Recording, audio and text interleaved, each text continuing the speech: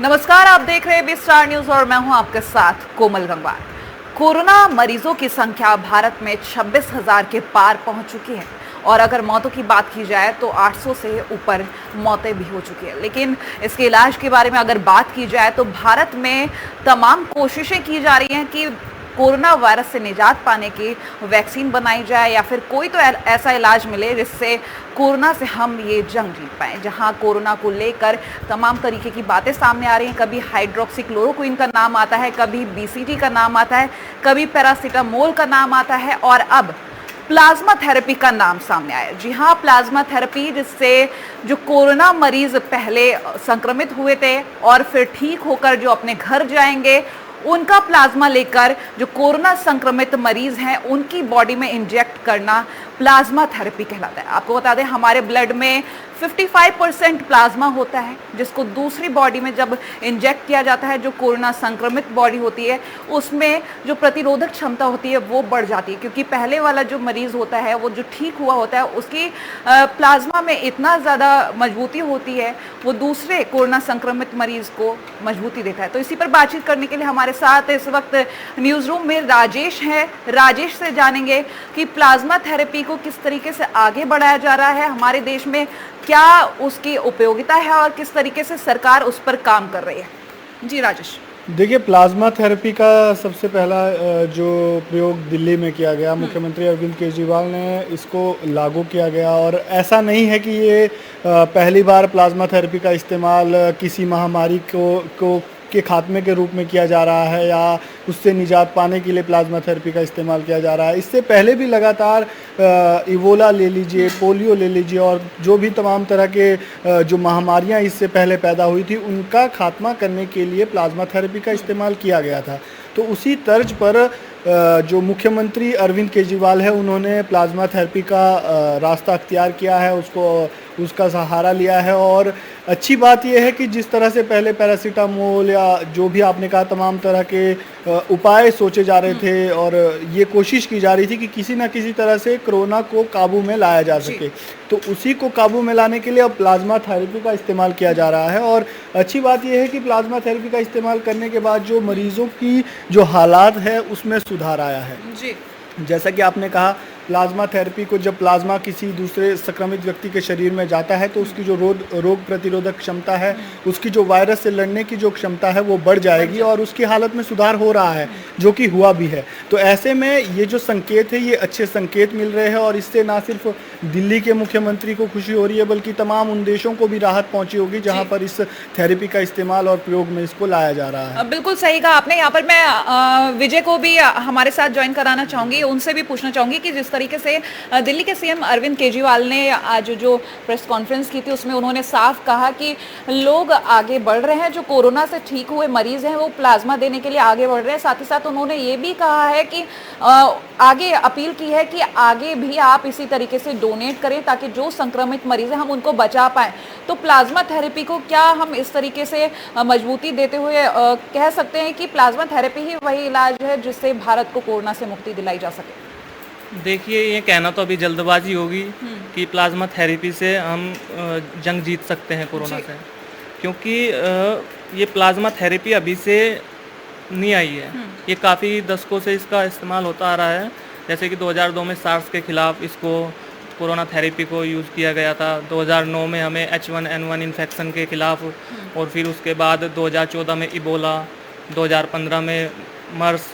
तो इस तरीके से तमाम मतलब कि इसको यूज़ किया गया है कोरोना थेरेपी। अब देखिए, सीएम केजरीवाल ने अपील की है, उनको अपील करने के लिए इस वजह से आना पड़ा आगे क्योंकि लोग कतरा रहे हैं, प्लाज्मा देने से कतरा रहे हैं। उनको खतरा है कि कहीं हम फिर दोबारा से संक्रमित ना हो जाएं, हमारे शरीर पर इसका असर ना दिखे, तो उनको कई तरीके के डर हैं। लेकिन उनको मैं भी यहाँ बताना चाहूँगा कि इससे किसी भी तरीके का कोई भी नुकसान नहीं है शरीर में, ना ही कमजोरी आएगी, खून की कमी होगी। ये आप अगर संक्रमित हैं और ठीक हो चुके हैं तो आप उसको प्लाज्मा को डोनेट कर सकते हैं। बिल्कुल सही कहा आपने, प्लाज्मा डोनेट कर सकते हैं। अगर आप कोरोना पॉजिटिव किसी वक्त पर थे और आप ठीक हो चुके हैं तो आप अपना प्लाज्मा जो है डोनेट कर सकते हैं। जितने टाइम में आप ब्लड डोनेट करते हैं उसी टाइम में आप लगभग 2 बार अपना प्लाज्मा डोनेट कर सकते हैं। राजेश, आपसे पूछना चाहूँगी, इस तरीके से सीएम अरविंद केजरीवाल ने रिक्वेस्ट किया और एक बात उन्होंने और की है कि जो हमेशा धर्म को लेकर बातें सामने आती रही हैं, चाहे वो कोई भी स्थिति रही हो, इस वक्त भी कुछ स्थितियां ऐसी हैं कि धर्म की बातें सामने आती हैं। तो सीएम अरविंद केजरीवाल ने कुछ कहा है कि ये प्लाज्मा मुसलमान का भी हो सकता है, हिंदू का भी हो सकता है, और इंजेक्ट करने वाली बॉडी मुसलमान की भी हो सकती है, हिंदू की भी हो सकती है। तो क्या कहना चाहेंगे? देखिए, आपकी इस जो क्रांति वीर एक फिल्म आई थी पहले, उसमें भी ये कहा गया था कि ये हिंदू का खून है, ये मुसलमान का खून है। अगर आप इसमें पहचान सकते हो कि कौन हिंदू का खून है और कौन मुसलमान का खून है तो वो एक बहुत बड़ी बात होगी। जब ऊपर वाले ने, जब भगवान ने इस चीज़ में कोई भी मिलावट नहीं की है, किसी तरह का कोई भेदभाव नहीं रखा है, तो हम जो छोटी मानसिकता है या जो गलत प्रचार हमारे दुनिया में फैलाया गया है एक धर्म को लेकर दूसरे धर्म के प्रति जो रोष मन में पैदा है, तो उसी को मद्देनज़र रखते हुए, क्योंकि जो भारत है वो धार्मिक देश है, वो एक धर्मनिरपेक्ष देश है, तो यहाँ पर तमाम धर्मों के लोग रहते हैं। तो ऐसे में मुख्यमंत्री अरविंद केजरीवाल ने आज साफ तौर से उन लोगों से अपील की है जो कि धर्म को बहुत ही ज़्यादा महत्व देते हैं, धार्मिक आस्था जिनके प्रति ज़्यादा है। तो ऐसे में उन लोगों से अपील की है कि जो प्लाज्मा है उसको डोनेट करने के लिए आप लोग जितना हो सके आगे आएँ और जितना हो सके लोगों को जागरूक करें इसके प्रति। ऐसे में इस समय धार्मिक जो भेदभाव है उसको छोड़कर, धार्मिक द्वेष को भुलाकर आपस में सौहार्द और प्रेम का भाईचारा बनाए रखें। और ये ज़रूरी नहीं है कि जिस तरह से जब एक सीरियस पेशेंट होता है उस समय जब ब्लड डोनेशन की ज़रूरत होती है तो उस समय भी ये नहीं देखा जाता है कि कौन किसका ब्लड हमारे में इंजेक्ट किया जा रहा है, क्या है। तो उसी तरह से जो सीएम केजरीवाल है, मुख्यमंत्री अरविंद केजरीवाल ने भी लोगों से अपील की है कि जब भी प्लाज्मा डोनेट होगा तो आप उसके लिए तैयार रहिए कि वो किसी का भी हो सकता है।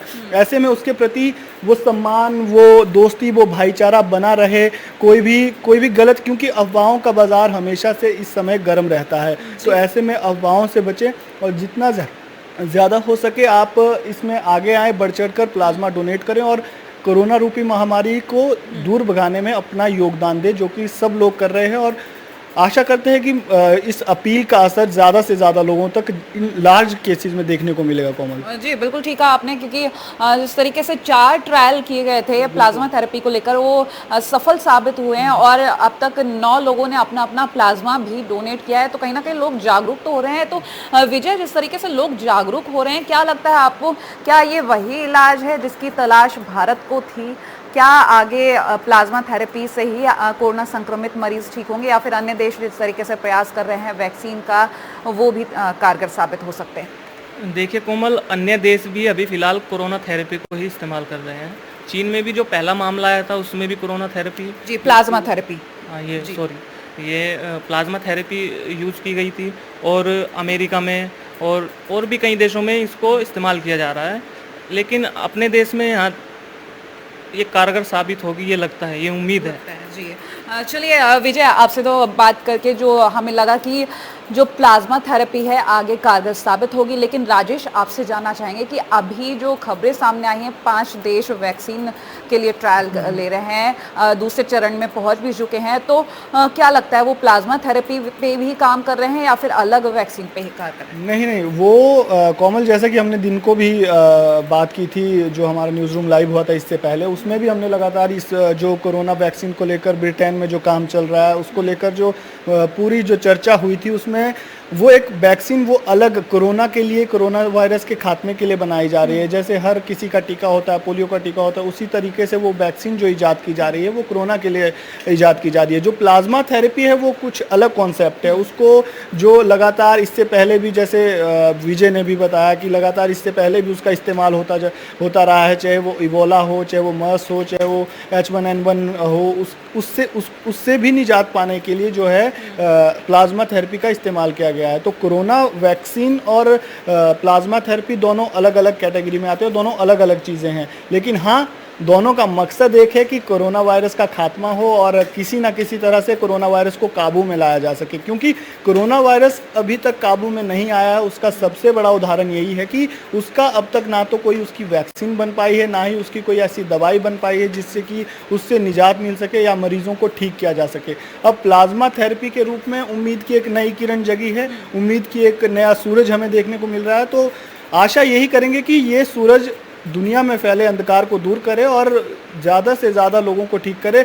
सीएम अरविंद केजरीवाल ने आज प्रेस कॉन्फ्रेंस की, उसमें भी उन्होंने ये कहा था कि जो कल जिसके ऊपर प्लाज्मा थेरेपी का इस्तेमाल जिसके ऊपर किया गया था, तो आज उसकी हालत में सुधार है, जिसे देखकर हमारा हौसला बढ़ा है और मैं उम्मीद करता हूं कि आने वाले दिनों में इससे और अच्छे परिणाम सामने आएंगे। तो हम सब लोग यही उम्मीद करते हैं कि प्लाज्मा थेरेपी से बहुत अच्छे परिणाम हमें देखने को मिलेंगे और कहीं ना कहीं जो कोरोना वायरस की चपेट में पूरी दुनिया जकड़ी हुई है, उससे कहीं ना कहीं बाहर आ सकते हैं हम। बिल्कुल सही कहा आपने। अब बात कर लेते हैं लॉकडाउन की अवधि पर, क्योंकि लॉकडाउन 2 देश में जारी है और जिस तरीके से लॉकडाउन को बढ़ा दिया गया है, क्या लगता है विजय आपको, जिस तरीके से लॉकडाउन 2 को जारी किया गया था, जब तक अब जो वैक्सीन है या फिर जो हमारे देश में ट्रायल चल रहे हैं इनके रिजल्ट सामने नहीं आएंगे, तब तक क्या लॉकडाउन को बढ़ाया जा सकता है? क्या लगता है आपको? देखिए, जिस तरीके से देश में मामले आ रहे हैं, इसे देख कर तो लगता है कि लॉकडाउन को बढ़ाया जा सकता है, क्योंकि जैसे महाराष्ट्र में, दिल्ली में, यूपी में लगातार मामले सामने आ रहे हैं, मौतों का आंकड़ा बढ़ रहा है। तो अगर हमने अभी एकदम से लॉकडाउन खोल दिया तो भीड़ की संख्या में लोग जुटेंगे और लगता है कि इसको बढ़ावा मिलेगा। बिल्कुल। आप क्या कहना चाहेंगे इस पर? देखिए, बिल्कुल लॉकडाउन को खोलना तो अभी बिल्कुल भी कोई रास्ता हमें नहीं नज़र आता है। तो लेकिन यहाँ पर ये ज़रूरी है कि लॉकडाउन का जितना हो सके पालन करें, जितना हो सके सोशल डिस्टेंसिंग को अपनाएं और जितना हो सके घरों में रहे।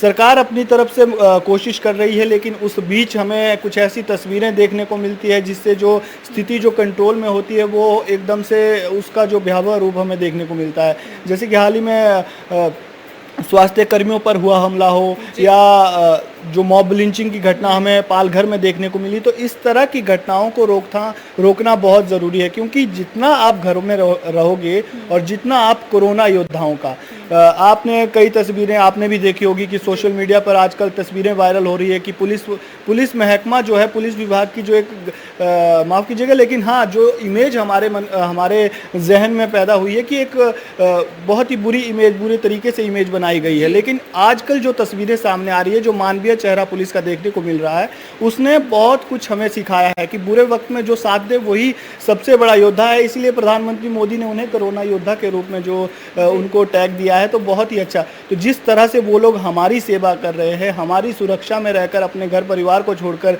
दिन रात 24 घंटे हमारी सेवा में तत्पर है, तो हमारा भी ये दायित्व बनता है कि अगर कोई स्वास्थ्यकर्मी या पुलिसकर्मी हमारे इलाके में आता है या हमारे आसपास आता है, तो हमें उनकी मदद करनी चाहिए, ना कि उन पर पथराव करें या उनका विरोध करें, क्योंकि वो अपनी जान जोखिम में डालकर आप लोगों की जान बचाने के लिए वहाँ पर आ रहे हैं। तो ऐसे में उनका सहयोग करना, उनका सम्मान करना, उनका साथ देना, ये बहुत ज़रूरी है।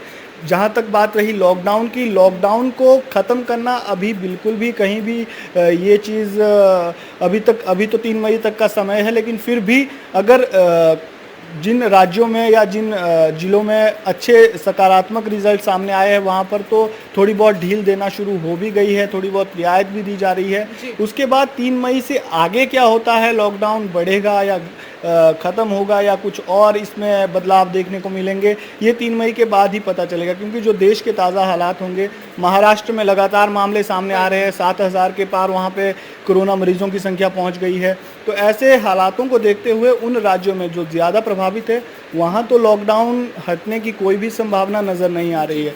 लेकिन हाँ, जिन इलाकों में कोरोना का प्रभाव कम हुआ है, स्थिति कंट्रोल में है, वहाँ पर कुछ रियायत हमें देखने को मिल सकती है। बिल्कुल ठीक कहा राजेश आपने। विजय, जिस तरीके से लॉकडाउन जारी है हमारे देश में, इलाज जो ढूंढा जा रहा है, ट्रायल किए जा रहे हैं, जो प्लाज्मा थेरेपी हो या हाइड्रोक्सीक्लोरोक्विन का नाम ले लें यहाँ पर, या BCG का नाम ले लें, तो तमाम तरीके के जो इलाज ढूंढे जा रहे हैं, ठीक है। तो यहाँ पर लॉकडाउन के समय में क्या ऐसी उम्मीद कर सकते हैं कि लॉकडाउन तब तक ये जारी रख सकते हैं जब तक पूरी तरह से ये वैक्सीन या इलाज बनकर तैयार नहीं हो जाता? क्योंकि यहाँ पर 2 चीज़ें कंपलसरी नज़र आ रही हैं, एक तो लॉकडाउन और दूसरा ये वैक्सीन बनाने का जो तरीका है ये भी जारी रहे, तो दोनों चीज़ें एक दूसरे पर डिपेंड करती हैं, क्योंकि लॉकडाउन जब तक जारी रहेगा तब तक लोग घरों में रहेंगे और तभी तक का समय है कि जो इलाज तैयार किया जा रहा है वो बन पाए। तो आप क्या कहना चाहेंगे इसको? देखिए कोमल, यहाँ ये समझना होगा हमें कि जब तक इसका इलाज या फिर इसकी दवाई वैक्सीन हमें नहीं मिल जाती तो तब तक हमें इससे बच के रहना होगा, घर पर रहना होगा, सोशल डिस्टेंसिंग का पालन करना होगा और मतलब सब वो नियम लॉकडाउन के मानने पड़ेंगे हमें जो सरकार ने हमें बताए हैं, क्योंकि लॉकडाउन एकदम से ओपन होना बिल्कुल सही नहीं है फ़िलहाल के टाइम में। फिलहाल के टाइम पे जी, एक तरीके से लॉकडाउन और ये जो इलाज है एक दूसरे के पूरक हैं, क्योंकि अगर लॉकडाउन रहेगा तभी लोग घरों में रहेंगे, तभी संख्या कहीं ना कहीं हम नियंत्रित कर सकते हैं। क्योंकि राजेश, जिस तरीके से जो आंकड़े आ रहे हैं, पहले 3 दिन में डबल होते थे, लॉकडाउन की वजह से धीरे धीरे दिन बढ़ते गए और आंकड़े कम होते गए। आज का समय वो है कि 10 दिन में ये आंकड़े डबल हो रहे हैं, तो कहीं ना कहीं लॉकडाउन का काफ़ी ज़्यादा असर पड़ा है और ये लॉकडाउन ज़रूरी भी है। तब तक जब तक इलाज ना मिल पाए तब तक तो लॉकडाउन ज़रूरी है। देखिए, जो लॉकडाउन के बाद जो आंकड़े सामने आए हैं उनका सबसे बड़ा कारण ये है कि लॉकडाउन के बाद जो टेस्ट जो यहाँ पर हुए हैं, रैपिड टेस्टिंग किट मंगाई गई, ज़्यादा से ज़्यादा लोगों के टेस्ट करवाए गए, तो जितने ज़्यादा टेस्ट हुए उतना ज़्यादा हमें पता चल पाया कि कौन से लोग कोरोना से संक्रमित है या किनकी रिपोर्ट नेगेटिव आई है। तो ऐसे ही जैसे बाकी देशों में हम देख रहे थे कि बहुत ज़्यादा मामले सामने आ रहे थे, भारत में स्थिति काफ़ी हद तक कंट्रोल थी, लेकिन जैसे जैसे इलाज आगे बढ़ता गया, रैपिड टेस्टिंग किट आई, तो एकदम से हमारे सामने मामले आने लग गए और एकदम से हमें लगने लग गया कि लॉकडाउन लगाया गया है लेकिन उसके बावजूद भी मामले सामने आ रहे हैं। वो इस वजह से आ रहे हैं क्योंकि अब जो है रैपिड टेस्टिंग किट से हर एक व्यक्ति का जो टेस्ट ज़्यादा से ज़्यादा जो प्रभावित इलाके है वहाँ पर टेस्ट किया जा रहा है, जिससे हमें ज़्यादा से ज़्यादा लोगों के बारे में पता चल पा रहा है। तो वहाँ पर पता चलने से लोगों की संख्या बढ़ रही है, लेकिन हाँ फिर भी स्थिति थोड़ी बहुत कंट्रोल में है। लेकिन ऐसे मौके पर अब लोगों को भी ये समझना होगा, अब यहाँ पर ये कहना भी बहुत जल्दबाजी होगी कि आप लॉकडाउन खोल दीजिए, हम इसका पूर्णतः पालन करेंगे, नहीं।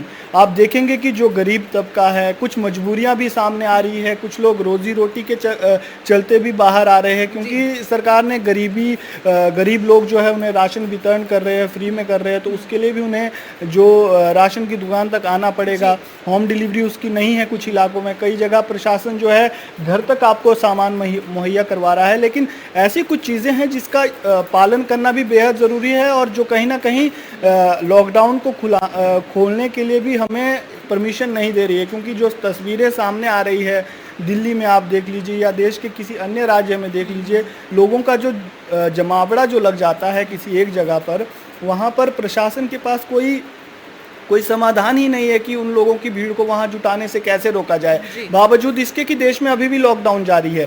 तो ये सोचना भी काफ़ी बहुत ही भयावह है कि अगर लॉकडाउन को खोला जाएगा तो जो विस्फोट जिसकी बात हम दिन को कर रहे थे, इससे पहले वाले न्यूज़ रूम लाइव में कर रहे थे, तो वो जो विस्फोट हमें देखने को मिलेगा वो विस्फोट बहुत ही भयानक होगा। और जो स्थिति अब तक कंट्रोल में आई है, जैसे विजय ने भी कहा कि जब तक इस वायरस की वैक्सीन या प्लाज्मा थेरेपी का कुछ ऐसा कारगर तरीका सामने नहीं आता कि कोरोना जो मरीज है उनको ठीक किया जाए या उस पर अंकुश लगाया जाए, तब तक लॉकडाउन को किसी भी हद तक खोलना कोई भी सही नहीं है। बिल्कुल सही कहा आपने। जैसे कि अभी सिर्फ ट्रायल दिल्ली में हुआ है, तो दिल्ली में सिर्फ 4 पेशेंट्स ठीक किए गए, जो खबरें सामने आई हैं।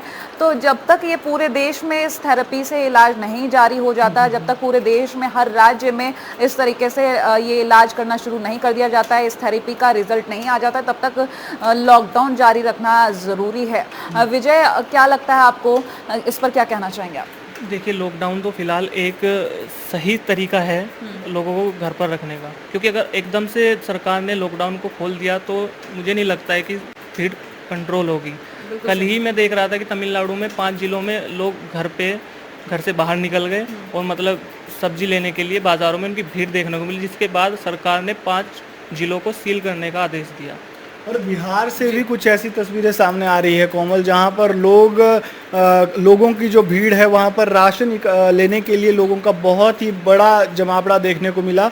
वहाँ पर अगर जो स्थानीय लोग हैं उनसे जब बात की गई तो उनसे पूछा गया कि आप लोग यहाँ पर सोशल डिस्टेंसिंग का पालन क्यों नहीं कर रहे, क्योंकि वो जो तस्वीर थी वो एक के साथ एक सटे हुए लोग थे। जैसे हमें अस्पतालों में भीड़ देखने को मिलती थी इससे पहले, उस तरह की भीड़ वहाँ हमें देखने को मिली। तो लोगों से जब पूछा गया तो उन्होंने ये कहा कि हम जाएं तो जाएं कहाँ, अगर हम घर में रहते हैं तो हमें राशन नहीं मिलेगा, अगर हम बाज़ार आते हैं तो हमें भीड़ यहाँ देखनी मिलेगी, तो अगर हम भूखे रहेंगे तो भी मर रहे हैं, बाहर निकलेंगे तो भी मर रहे हैं, तो हम करें क्या। तो ऐसे में प्रशासन को भी यहाँ पर ध्यान देना होगा, राज्य सरकारों को भी यहाँ पर ध्यान देना होगा कि अगर जो योजनाएं या जो रियायतें आम जनता या गरीब लोगों को दी जा रही है उनको वो ज़मीनी स्तर पर जिस तरीके से लागू किया जाए।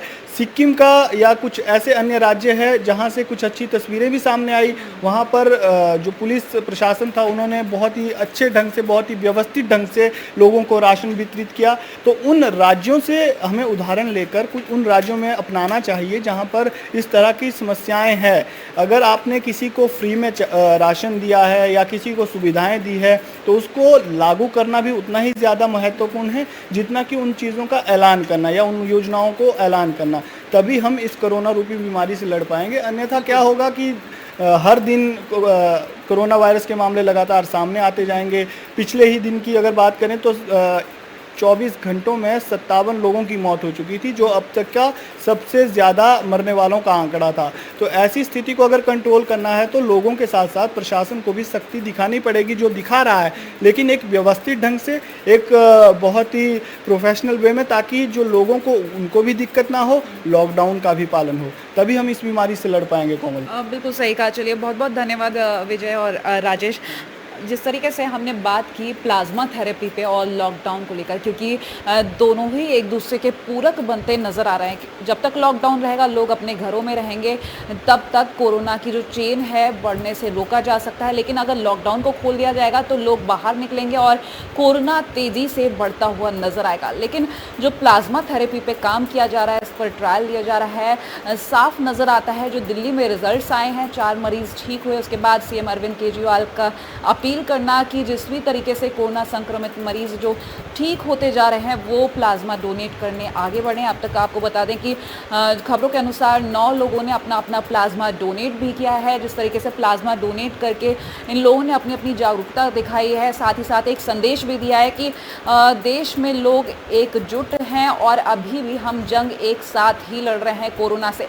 तो इस वक्त ज़रूरी है कि ये जो प्लाज्मा थेरेपी पे काम किया जा रहा है, हम लोग भी उसके लिए जागरूक हों, क्योंकि जितने भी कोरोना संक्रमित मरीज़ हैं वो जितने भी ठीक होते जा रहे हैं, उनको ये बात सोचनी चाहिए कि उनका प्लाज्मा डोनेट करना दूसरे मरीज़ों के लिए कितना सहायता दे सकता है। क्योंकि इस वक्त अगर कोरोना संक्रमित मरीज़ ठीक हो जाता है तो उसी का सिर्फ प्लाज्मा जो संक्रमित मरीज़ है उसके बॉडी में इंजेक्ट करके उसको ठीक किया जा सकता है। क्योंकि जो ठीक हुआ व्यक्ति है उसके प्लाज्मा में इतनी मजबूती होती है, इतनी ताकत होती है कि वो दूसरे की जो संक्रमित बॉडी है उसको ठीक करने में मदद करता है। एक बार फिर से आपको बता दें कि प्लाज्मा थेरेपी क्या होती है। हमारे ब्लड में जो 55% तरल पदार्थ होता है वो प्लाज्मा होता है। वो जब किसी कोरोना संक्रमित मरीज़ को ठीक कर दिया जाता है तो उस व्यक्ति से वो प्लाज्मा लेकर किसी संक्रमित व्यक्ति की बॉडी में जब इंजेक्ट किया जाता है तब उसकी बॉडी में जो प्रतिरोधक क्षमता होती है वो बढ़ जाती है और कोरोना से लड़ने की जो क्षमता होती है जब बढ़ती है तो वो व्यक्ति जल्द ही रिकवर करता है।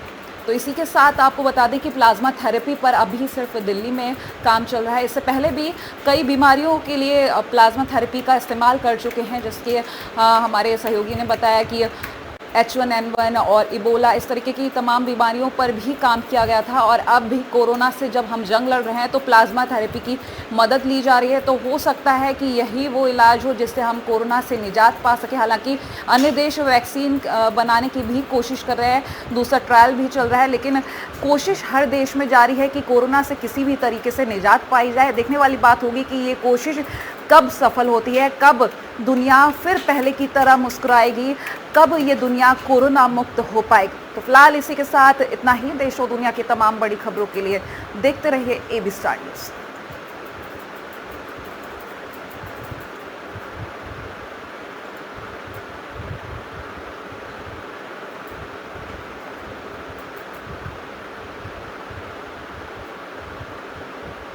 पर।